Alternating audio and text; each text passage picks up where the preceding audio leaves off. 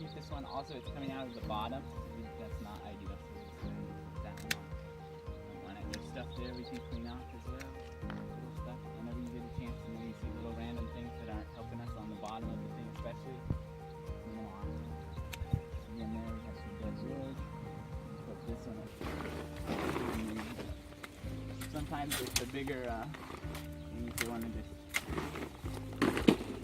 Sometimes you can yank them off, and sometimes you're going to need to clip the, what do you call those? Tendrils. Yeah, little tendrils. Sometimes you just have to clean stuff out of your way. Even though those are coming from over there, but just keep everything on the wire. If you rip them off and you're working with a partner, be careful. And sometimes in Israel, what we'll even do when we have a lot of people and we don't necessarily want to train everybody how to do the pruning itself. We'll have some people come through and just mow everything down at a certain height and rip it off the wires. And then when we come through to prune, it's just all short stuff. It's easy to work with, and we don't have to worry about the time-consuming part of pulling it out of the wires. We're choosing the healthiest branches, preferably thicker than a pencil. Yep. What else? Preferably straight up, not coming from underneath. That's correct. Anything under the wire. That's correct. Anything on the vine. 3 to 4 finger spacing between. Yep. So spacing, looking for spacing. And the 3 to 4 fingers to get 2 buds. You want a good solid 2 buds. You have to err on the side of having more. If the branch is thick enough, healthy enough, go with the third. They're both pretty similar, right? They're both pretty similar in shape, and they're both coming up out of the vine pretty good. So I would keep this one because this one's down closer into the Y here. And a lot of times you don't want to get stuff growing right in there because it get all crowded, and then you have stuff like mold and all that getting in there.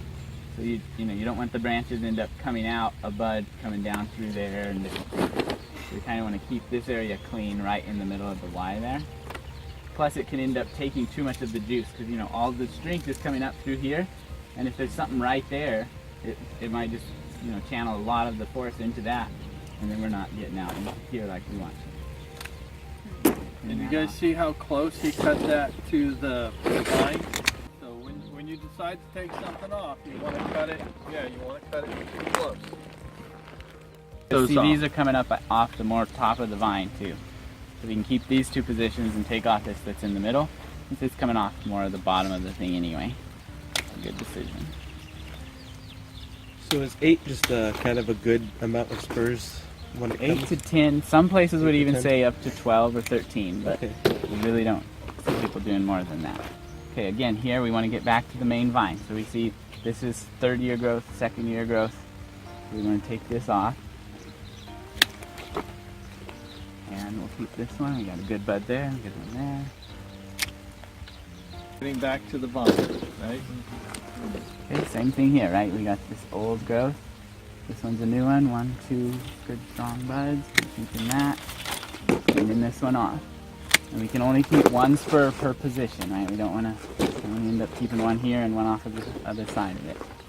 The same thing here. Old growth, we keep this one.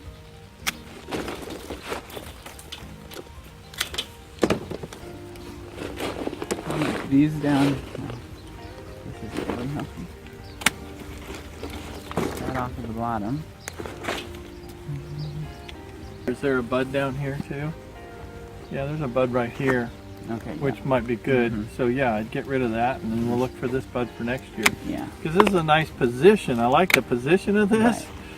And this one is kind of coming out of the bottom, but there's a bud here, so we'll wait for next year. You can see here we got buds too.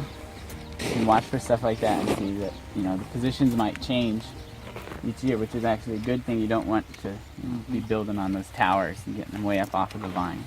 Build ourselves up and get way out here high and lift it up. We want to always humble ourselves, get back to the vine. I like that. That great.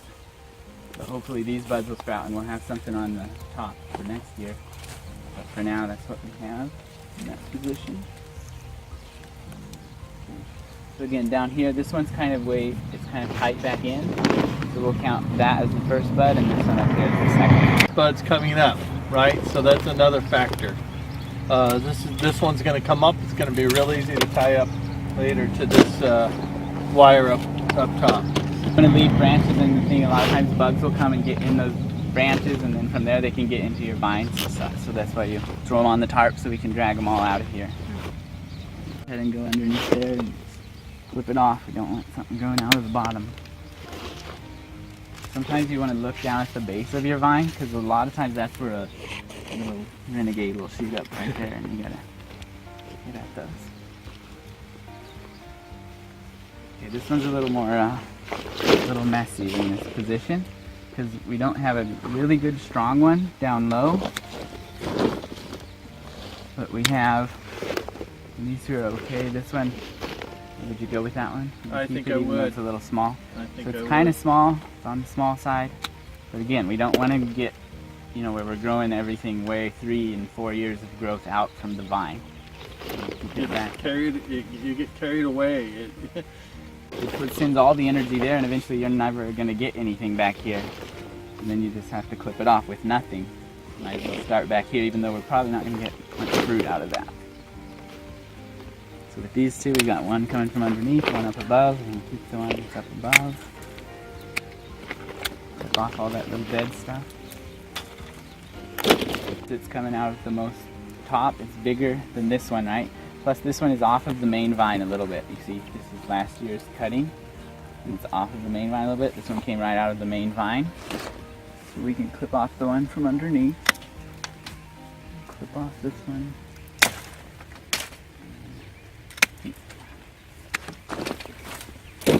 That one. Anything dead like that, you can go ahead and clip off. Okay, then from here, would you just take off this whole thing? So we got a nice strong one here, good position. And this one's too close to it. We don't really have any type of spacing there, maybe 2 fingers, so we'll just get rid of the whole thing. That one at 2 buds, or is it too small? Yeah, it looks kind of deadish too. Oh, I don't know. I mean, there's green there. Is there? Okay. It's pretty small.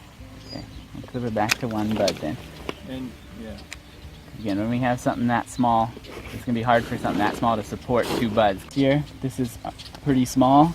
That bud didn't really even do anything, and this one came out real small. So when you have a smaller piece of wood, you have to clip it back because it's only going to really support 1. You can see that one didn't even come out that far.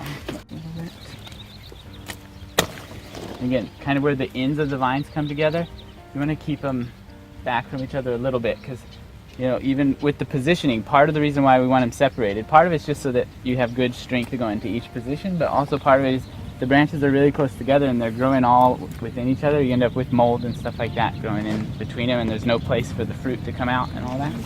So you want to keep spacing where the wind can get through and all that type of stuff. With all this stuff. So if you have to cut some of the stuff away to be able to really get down and see what you have, then, you know, go ahead and do that. You know, one of the, this is a, as you can tell, this is a thoughtful process, right? What are the things that we're thinking about? Throw some stuff out there. I'm not talking about the details of the cutting, just the overall picture. What are the things that, the generalizations that we're thinking about when we're pruning? Anybody? The future. Yeah. Long term, the surgeries. How much you can actually support. Yeah. These are all things about people, right? Mm-hmm. This is a lesson in how we should communicate with one another and how we should treat one another. I cannot ask a 3-year-old, you know, to do the same things, to bear the fruit. The fruit is a burden, but it's good, right? So there's just lots of things.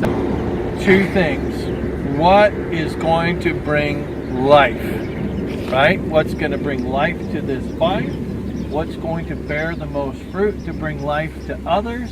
So these are big sweeping generalizations, but this is what we're thinking about when we're thinking about pruning. So we're going to do the same thing with the trees.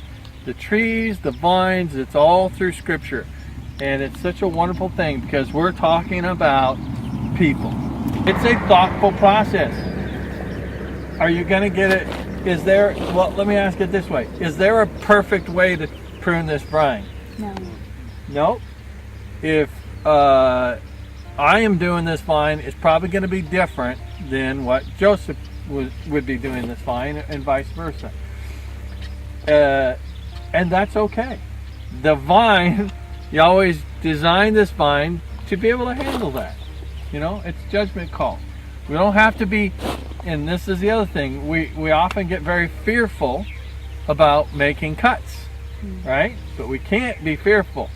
Whatever we do to it, I mean, unless we cut it off right here, so there has to be some amount of knowledge, right? But whatever we do, the vine, it's going to be able to come back from it. Now, we use our wisdom, we use our understanding, we use our training, we use all the things that we can to make it the best possible. But in the end, there's going to be some quote-unquote, I hate to even call them mistakes, but you know what I'm saying? And so that's another principle. Yahweh gives us leeway to make decisions and to be okay with that. So, and now when we start pruning and stuff, you know, we're going to be right there with you, and you got questions, you know, we'll answer what would you do here, and you know, and so on and so forth. Okay, so we're not just throwing you out to, you know. The only bad question is the one you didn't ask. Yeah. And if I hear whoops, that's the other one.